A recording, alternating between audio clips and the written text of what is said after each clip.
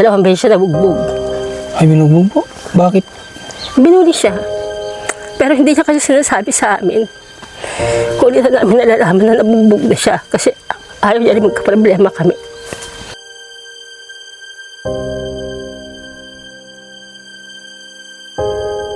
Ito po ang anak niyong babae. Since birth po yung sitwasyon niya? Hindi po, nung 3 taon pa lang siya, na nahulog siya. Saan po nahulog? Sa, sa kutsyon po, nagkatulakan sila magpipinsan. Birthday niya yun, araw ng birthday niya.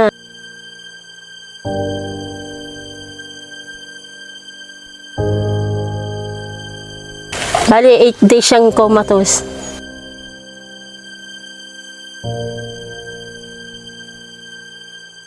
Kasi yung anak ko na yun, sir, medyo humina yung self-confidence niya ngayon. Dahil Sa mga bully-bully sa kanya.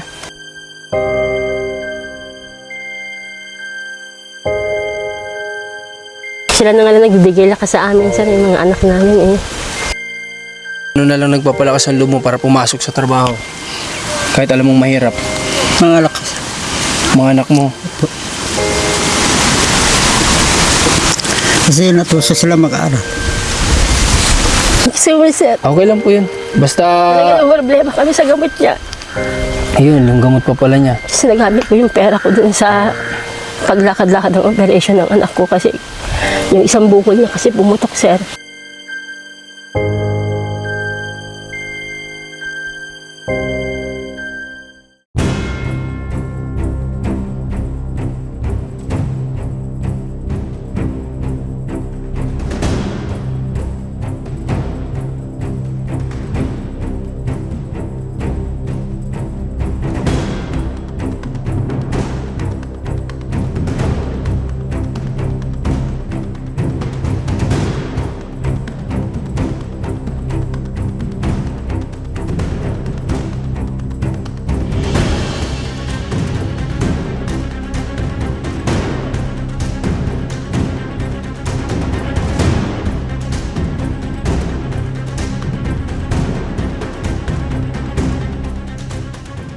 So guys, magandang hapon muli sa lahat ng mga manonood natin. Ngayong araw po ay alas 3 na ng hapon at nandito kami ngayon sa part pa rin po ba ito ng San Mariano? Opo. San Mariano, anong barangay na po ito? Barangay Binatog po. Barangay Binatog?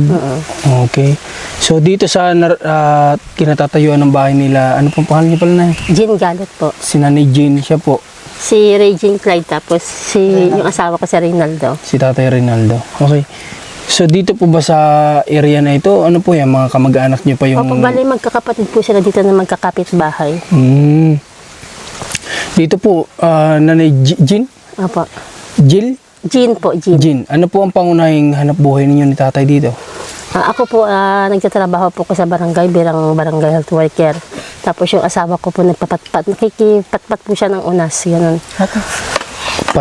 Yung unas, yung tubo? Yung tubo po, nagkakat sila ng tubo, tapos bali ang sweldo na doon ay porsyentuhan, depende kung ilan tonelada yung makakarga Yung nila. makakarga nila.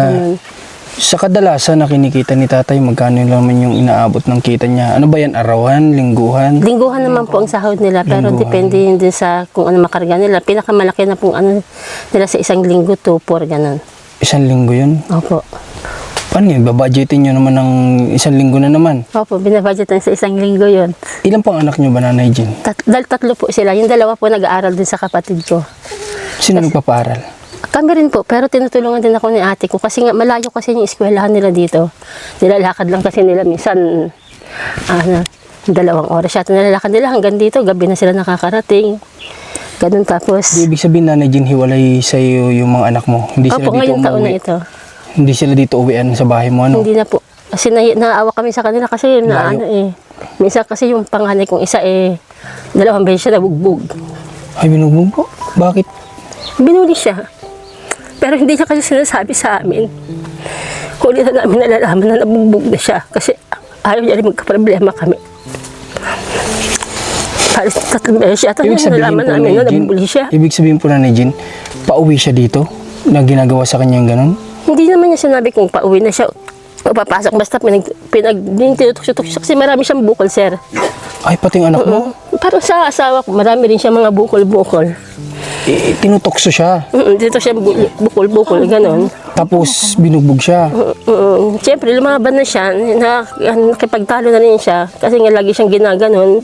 Hindi kasi namin talaga naanakuha ng totoong istorya, basta nalaman na lang namin na, Auntie, anak mo, binugbog, nadangakas jay. Ha? Papayanday baga kanya, pero mga ilang weeks na yung nakalipas. Nung tanongin namin siya, bakit hindi mo sinasabi sa amin? Hayaan niyo na, mama, wala naman nasabi ang ganun. Kaya yun, sinabi namin sa kanya na, kaya sabi niya sa akin, mama, i-transfer mo na lang ako doon kila Mama B kasi ayoko na dito. Tapos doon na lang siya sa ngayon nag-aaral ang tinutuluyan niya kapatid mo. Opo. Okay, buti okay naman po sa kapatid Okay mo. naman po sila doon, pati yung mga teachers and friends niya doon, tanggap naman siya.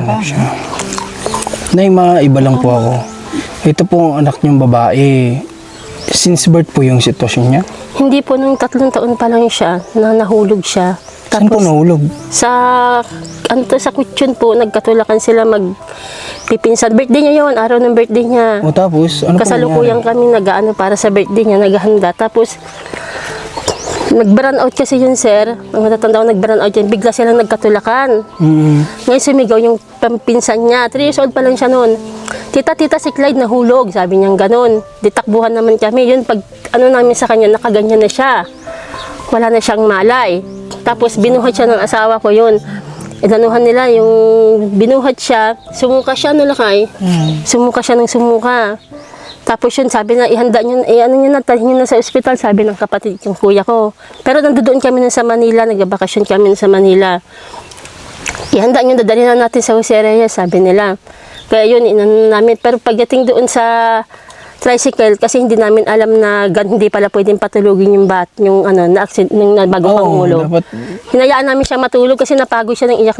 Akala namin. akala niyo ganun, makakapagpahinga siya sa pagtulog Tapos niya. yung pagdating namin dun sa Jose Reyes, na siya, comatose na talaga siya.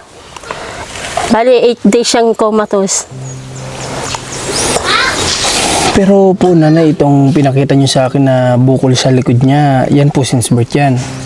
Hindi, ito na lang lumalaki na rin siya. Nagkaroon ng ganyan? Nagsimula siya sa maliit ng ganun. Nga lang kasi hindi namin siya maasikaso dahil sa maintenance niya pa lang meron. Nay, si tatay po ba may mga ganyang kaso? Meron din, sir, marami. Hindi kaya namana po sa inyo ng anak mo? Maaari nga daw po, sir. Kasi yun din ang sabi doon sa anak ko kasi pinatingnan ko siya doon sa CIMC. Hindi pwede daw po makuha yun sa maaring namana niya. Maaring mamana, no? Opo, kasi kahit Kasi yung isang anak mo, sabi mo, meron. Oo, sir, bagay 17 lahat ang bukol niya sa O, ito katawan. ibig sabihin, may possibility talaga yung namahanan nila yun. Opo, sir. Kasi kung isa lang, siguro, baka magkaroon pa tayo ng isipin na baka hindi naman. Pero dalawa na sila eh, Dalawa nung... na meron. Apa, sir? Kahit sa kanya, marami rin siya sa katawan, sir, eh. Nga lang, inaano ko siya na magpa-opera. Sabi, pag magpa-opera ako, paano yung kabuhayan natin? Paano yung Ilang pangailangan taon na natin? po siya ngayon? Magna-19 na po siya sa August. Magna-19 na siya? Apa. Okay. Parang bata pa po, no? Ngayon, sir. Nga, sir, eh. Hika ka na naman. Bumabay na. Huwag kang hika. Ibig sabihin, hindi po siya nakakapagsalita. Hindi, sir. Kasi ano yun, Pero dati, nung 3 years old, yung salita siya. salita talaga normal. Normal talaga siya. Tapos nung ano siya, nung nangyari yun, nagkaganyan siya, wala na. Kasi dalawang natubo kasi siya, sir. Nung tinakbo siya sa Jose Reyes, tinubo agad nila kasi talagang unconscious talaga siya. Pero naipasalamat tayo kasi kahit pa paano po siya po nandito pa din kasama niyo, no? Ayun, pasalamat namin sa Diyos kasi hindi niya Kahit pa paano kasama niyo pa rin siya. Kahit nagkaganyan man, kasama niyo pa rin. Talagang para siguro sa amin siya, sir, talaga. Opo. Pero ibig sabihin, nung 3 years old siya, nag-aaral siya nun. Oo, sir, pumasok pa siya ng daycare. Okay. Yun na yung huling pagpasok niya. Ay, kinder yata, no, kay mami, ano. Oh, pero ilang buwan lang, sir, kasi sunod-sunod yung sumpong niya. Ibig sabihin, nung mangyari pa yun, nagpasok pa siya. Oo, sir, Kahit nag-aral na pa siya. na-hospital na, nung makalabas, Oo. nag-aaral pa rin. Oo, pero ano talagang alam na ano na siya yung ganito na siya. Pero pinili pa rin namin siya na Sinubukan makapasok. niyang makapasok. Para ano naman siya, yung hindi talaga siya, yung masanay siya sa normal na buhay. Opo. Pero nung dahil wala pa naman, hindi pa ganito ang daan dati sa amin na bato-bato pa lang. Dati kasi wala pa, tutulay pa lang. Okay. Nahihirapan ako sa kanila kasi may maliit pa ako yung bunso ko dati. Tapos siya, dala-dala ko siya. Kasi Sinusumpong siya sa daan, sir. sa hindi pagkakaalam ng mga viewers natin, yung school po nila dito malayo. Malayo Diba? talaga, sir. Doon pa sa may Bagong balik. Dito sa may binatong paglagpas ng tulay. lalampas pa doon. Malayo yun, guys. Itong pinasok namin na lugar nila, mamaya papakita ko sa inyo para mas maunawaan nyo sa taas. Pakita namin. Alayo nito, liblib na. Oo nga, sir. Kaya may hirapan si nanay kung laging... Nung time na yun, may service ba kayo? Wala. Wala, sir. Hanggang Lakad lang? Oo, sir. Naglalakad lang. Wala nga naman kami tricycle, sir. Kahit ngayon, kahit pag pumapasok yung mga anak ko nung nakaraan, naglalakad lang talaga sila. Kaya minsan gabi na sila umuwi kasi wala silang masakyan. Napapansin pa nga sila ng mga tao dyan. Ate, yung Gabi anak na. mo. Naglalakad pa. Ate, yung anak mo, tsaga-tsaga niya. Kasi yung anak ko na yun, sir, medyo humina yung self-confidence niya. Dahil Sa mga bully-bully sa kanya. Parang hindi siya gaano. bilang magulang po nanay, ano po yung pakiramdam na nakikita mo po yung anak mo sasaktan sila sa mga ganong ano? Kaya siguro hindi na rin sinasabi ng anak ko na gano'n. Kasi alam nila number 1 ako mag-react talaga, sir. Naawa ko sa kanila, sir, talaga. Mataas ang mga pangarap nila eh. Sinasabi nila sa inyo. Oo, sir. Marami silang ano. Sabi ka nila, mama, kayo muna ngayon kami naman sa susunod. Ano, isang kami, pagtsagaan nyo kami pag-aralin, sabi niya gano'n. Kasi pagtandaan nyo kami na rin ang bahala sa inyo. Mababait po anak niyo, no? Oh, sir, wala akong problema kanila, sir. Nung mga elementary days nila, nakakaranking naman sila. Hindi alam kasi itong high school, medyo nahihirapan akong tustusan. Kasi nag-maintenance pa si ate nila eh. Nag-ano kasi ito, sir, nag-maintenance kasi ito ng phenobarbital. Every 2 months, inaano namin siya. Hindi, mabiga na. Nag-maintenance siya. Pinapaano namin siya sa doktor. Palang ginagamit ko lang sa maintenance niya, sir, yung sahod ko lang sa barangay. Nagtatrabaho kayo sa barangay bilang? Health worker, sir. Okay.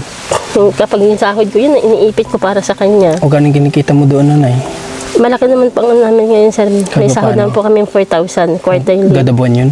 Quarterly yun, sir. Okay, quarterly.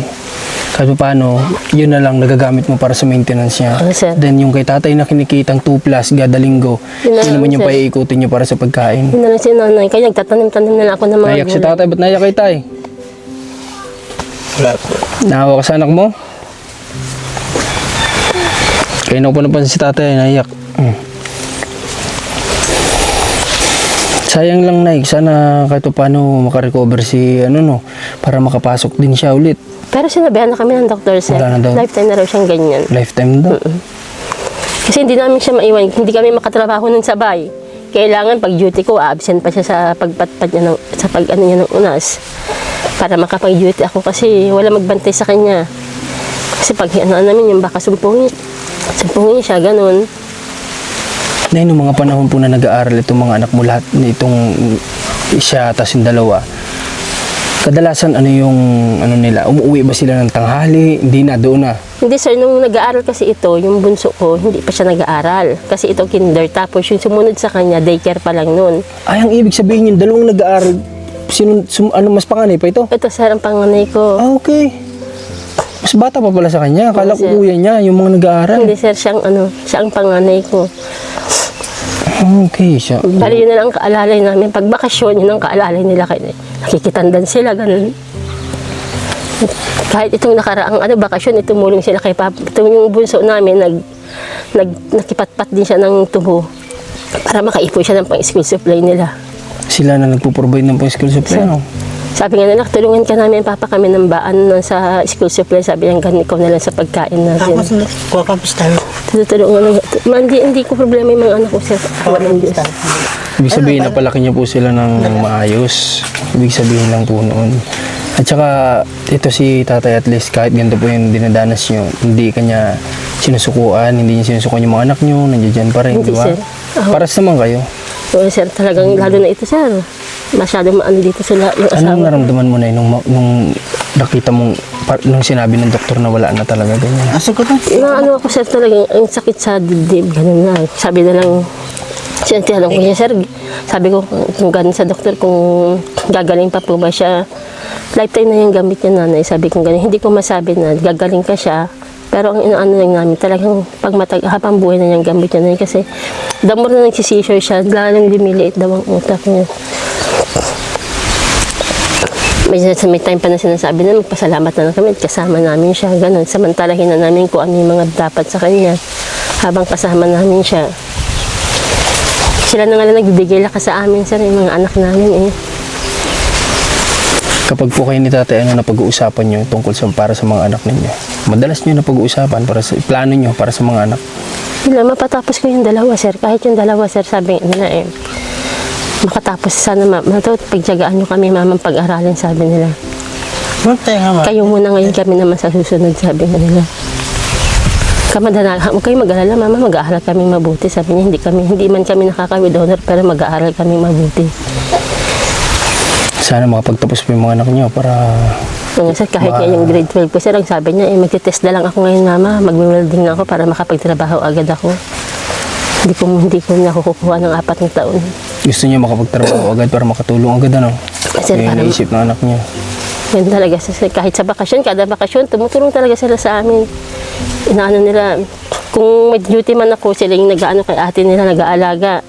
Sila yung nagpapalit ng diaper, sila yung nagpapalit ng napkin pag may ano siya. Kahit lalaki sila, hindi sila nangdidiri sa atin nila. Mababait talaga anak mo. Nay, sa madaling salita, yung mga pinapakita nilang ganun, mababait talaga silang bata. Kasi kung iba-iba po yun, baka hindi nila alagaan tong ate nila. Mas uunahin, lalo pag lalaki, alam mo naman. Oo, sir, nangdidiri sila. Ang gusto nila, laro sa labas, barkada. Pero kung ganun yung anak mo na hindi sila nagdadalong isip alagaan yung ate nila, ibig sabihin may mabubuti pa yung anak niya. Minsan naawa ko sa kanila kasi pag bakasyon sa halip na makapaglaro-laro, makapasyal-pasyal. Hindi sila mas nila na tumulong sa amin magtrabaho. Ibig sabihin hindi mo nakikita sa mga anak mo nanay na nai-enjoy nila yung pagkabinata nila. Oo, kasi aminado ko, sir, hindi ko nakikita. Hindi ko nakikita sa kanila yung enjoyment na nakakapasyal kahit saan. Hindi. Nakakapunta sa mga pasyalan, sa mga mall, nakakain sa masarap na pagkain. Fast food, hindi nila naranasan, sir. Hindi ko, minsan titiis mo na tingnan ng ganun. Ate, ayan. Kasi mapapaisip ko yung ibang mga kalalakihan o kabinataan na enjoy nila yung pagkabinata na, di ba? Oo, sir, yun. Tapos makikita mo yung anak mo sub-sub na sa trabaho para lang Sir, matulungan hindi nila yung tambay-tambay lang sila. Hindi. Mas nila yung pinakapahinga na lang nila sa hapon yung cellphone sila. Hinahayaan ko na lang sila. Yun ang pahinga nila. Si tatay, ikaw naman po tayo. Kumusta ka naman po sa pagtatrabaho mo? Kumusta ka naman? Okay naman po, sir. Okay naman. Mahirap. Okay. Kaya naman. Kaya po. Ikaw tayo, wala ka pa namang nararamdaman na sakit. Wala naman po, sir. Mga bukol ko lang kaso lang. Kaya hindi naman siya po siya masakit. Hindi naman sumasakit. Hindi po, sir. Kayo po ba tatay, may sarili kayong lupa dito, lupain? Wala po, sir. Itong kinatitirikan ng bahay niyo, sarili niyo ito? Hindi po, sir. Patirik lang, sa madaling Oo, salita. bali sa kapatid to ng... Tatay ko po, sir. Okay. Parang problema pa itong lupa na ito kasi, sir. Ganun. Parang nag-aagaw pa dito yung kapatid tatay niya at saka... Buti, at least dito pa din naman kayo. Okay lang naman sa Okay kanila, naman po sir. na tumira kami po dito, sir. Sabi yung tita ko, tumira lang kayo dyan habang kaya nyung tumira dyan lang kayo. Sabi naman po kayo, sir. Kayo dito hanggang dito pa lang po kami. Sa bawat trabaho mo tayo, ano na lang nagpapalakas ang loob mo para pumasok sa trabaho? Kahit alam mong mahirap. Mga lakas. Mga anak mo. Kasi natuso sila mag-aaral. Matumaan ka lang sa pag-aaral, sir. Kasi nakikita mong desidido sila tay. Kaya pinagsisipagan mo rin sa pagtatrabaho. Opo. Sana wish namin makatapos yung mga anak ko. Sayang, di namin na-meet. Kung na-meet sana namin ngayon, nakausap namin, baka pwede mabigyan ng chance sana na matulungan sa pag-aaral. Sana, sir. Nag-ano kayo sila ngayon eh. Start na kasi ng klase nila doon sa Gamo, sir. Ayun nga lang, hindi na sayang, di namin na-meet para sila din mismo makausap namin at makita namin kung ano yung pwede may tulong sa pag-aaral nila sana, no? Okay. Okay, pero ngayon, sino bang pwedeng, kunin natin yung doon? May kunti kaming dala dyan na pasalubong para sa inyo. Ay, so yun lang tayo para Kaya nga, galing pa kami Gamo, sir eh. Ha? Galing pa akong Gamo doon sa mga anak ko kasi hinatid ko sila tapos umattend pa ako ng parent orientation nila kanina. Nay, bakit ikaw, taga dito ka talaga, Nay? Hindi, sir. Taga Malabon ako, sir. Kaya pala sanay ka magtagalog? Oo, sir. Si tatay lang ang taga dito talaga. May lupa yan siya dito, sir. Hindi na lang namin inaano kasi may lupa siya. Yung iya kaya siya masama ang loob niya, sir, kasi simula binata siya, halos siya yung tumulong sa magulang niya na maglinis ng Nang lupain. Pero ngayon, hindi namin alam kung anong nangyari, bakit biglang wala. Siya pa yung nawalan. Yes, sir. Bayaan nyo na po tayo, siguro. Pero sabi ko nga sa kanya, huwag ka na makipag-away Opo. dahil sa lupa. Ang pera mahanapan natin yun, kayang-kaya natin yun. Sabi ko gano'n sa kanya, hindi naman darating yung araw na ganito na lang tayo lagi eh. Yung sasabi ng mga anak namin, sige papa, magtyaga ka lang, sabi niya. Magsamahog ka, hindi masasayang yung pagod mo sa amin. Pero hindi talaga namin kaya mag-with honor, pero mag-aaral kami ng mabuti. Awa ng Diyos naman, sir. Hindi naman talaga bumababa mga grade niya, sir. Pagsikapan nyo lang po, Nay. Kasi lalo na nagbibitaw po sila sa inyo ng salita na makapagtrabaho lang sila, syempre Yun talaga number sila one. naman ang tutulong sa inyo. Minsan pag nag-banding kami dito, nagtatawa, nag-istorya sila sa amin, sir, na pag kami, sabi ng ganun, pag kami na, pag may trabaho na kami, papa, kuhaan kita ng motor mo. Tapos si ate, kukuhaan namin ng nurse. Para si mama, papasok na rin siya doon, may nurse na siya. Kasi kung iisipin Diba, kwentong ano lang, sir? Kasi kung at least, yun, Nay, walang imposibleng mangyari yun. Kasi masisipag naman yung mga anak niyo.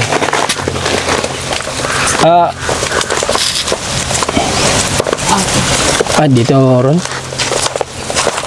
Lagyan mo muna dyan. Tapos, ito na, may dala kami ditong isang sako na mugis, 25 kilos. Tapos, bigyan ko kayo na yun ng konting cash para po may pang dagdag muna kayo, ha?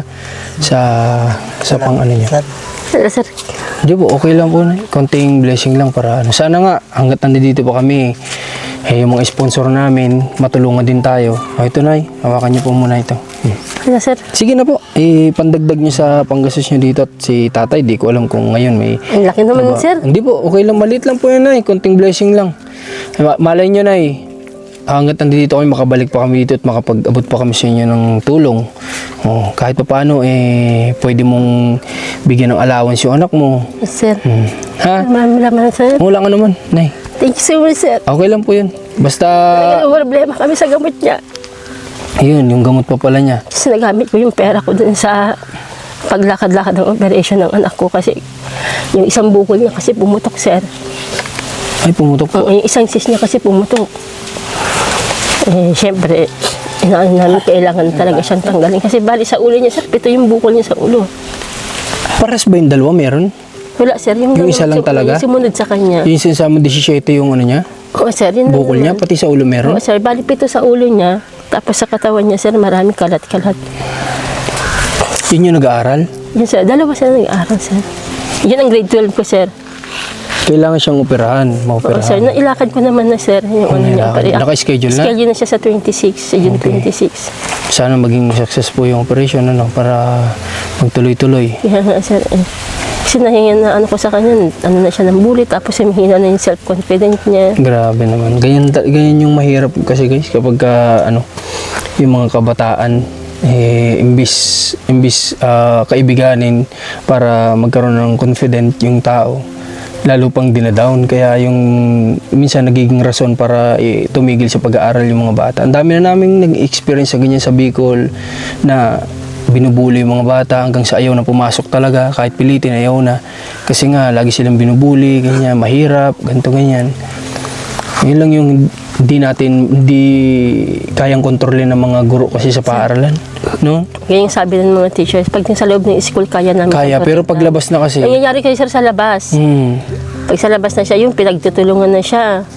hindi kasi kayang kontrolin na yan ng Meron pa teacher yung pag laser nakalabas na. Hindi na siguro niya nakontrol yung galit niya. Halos mapatay niya. Kahit yung advice niya, nag-review sa kanya kasi nakita nila Punong-puno yung na galit yun, sa mukha Nay. niya. Siguro punong-puno na yun. Sa araw-araw ba naman siguro na binubuli ka? Kasi nakakuha daw siya ng bato, ipukpok niya na talaga sa ulo eh. Nasaktan ng sobra yung anak mo. Ano? Kaya nga, sir. Kaya sabi nga din ng teacher, hindi ko masisisi, sabi niya gano'n. Kaya yung sabi niya sa akin, mama, transfer mo na lang kami, sabi niya. Mabuti pati Ayoko na nilayo dito, niyo mama, na lang. sabi niya gano'n.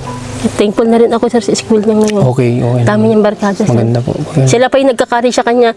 Nung una, ayaw niya magpa-opera kasi, sir, sabi niya masakit. Tapos ayaw niya umabsent sa school. Pero yung mga kaklase niya, nagkakari sa kanya. In-encourage siyang Sabi niya, mag-opera. oo, Cairo, huwag ka mag-alala. Sabi niya gano'n, naalalayan ka namin, kaming bahala sa'yo. Basta mahalaga matanggal yung bukol mo, boy. Ginagano. Maganda naman po kung gano'n. Kaya thankful ako sa mga classmates niya ngayon, kahit yung advisor niya, sir. Inaano niya kami. Sige po, Nay. Sana, ano po pala niya ulit? Raging Clyde po. Clyde. Clyde. Right po. Clyde daw, ate daw. Ako si Marcos. Kuya Marcos. Kuya Marcos. Kuya ko kasi mas matanda ako sa'yo eh. Yan na. Hindi niya alam, sir, siya nakakaintindi. Mahina din yung mata niya kasi. Hindi niya ako naiintindi. Yung sinasabi natin, hindi niya Naiintindihan niya naman siguro, sir. Pero siyempre, Hindi lang makaresponse. sir, hindi siya kasi siya makapagsalita. Tapos yung mata niya mahina. Okay. Tapos yung kabilang katawan niya mahina, sir. Mahina. Okay.